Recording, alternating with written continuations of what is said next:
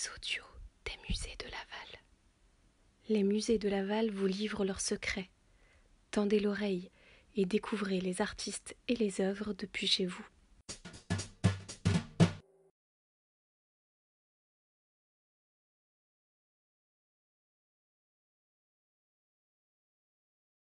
Aristide Caillot est issu d'une famille modeste.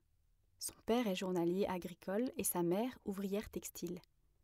Lui-même, alors qu'il est installé à Paris, subsiste en travaillant dans des commerces alimentaires. Rien ne le destine donc à l'art. Il va falloir une rencontre pour que sa destinée prenne un tournant décisif. Lors de la débâcle de 1940, Caillot, lieutenant dans un régiment de tirailleurs tunisiens, est capturé et emprisonné dans un camp allemand. C'est là qu'il s'adonne à la pratique artistique conseillée par l'un de ses compagnons de chambrée, le maître verrier et décorateur Max Ingrand. Auprès de lui, il dessine puis participe au chantier de décoration de la chapelle du camp. L'art est le moyen idéal de faire rentrer un peu de gaieté et d'humanité dans cette situation particulièrement difficile.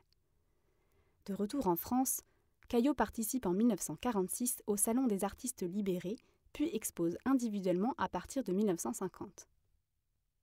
L'œuvre de Caillot est solaire. L'artiste veut y rassembler tout ce que l'univers a de bon et d'accueillant. C'est ainsi qu'il propose des compositions complexes, fouillées, où les animaux et les hommes évoluent dans un merveilleux monde végétal.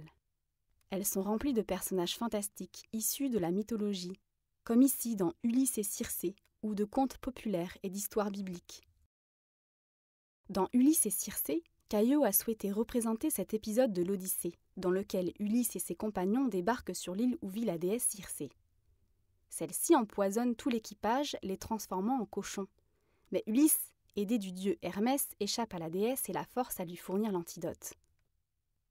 Aristide Caillot nous plonge dans un monde féerique. Pourtant, son travail se veut profondément réaliste. En effet, pour l'artiste, le monde ne relève pas que du domaine du visible. Il comporte aussi une dimension immatérielle, dont l'homme doit se nourrir pour s'épanouir pleinement. Il s'agit de tout ce que l'esprit humain possède pour s'élever. La foi, le rêve, l'imagination, la poésie. De ce fait, le sujet de l'arbre est récurrent dans le travail d'Aristide Caillot.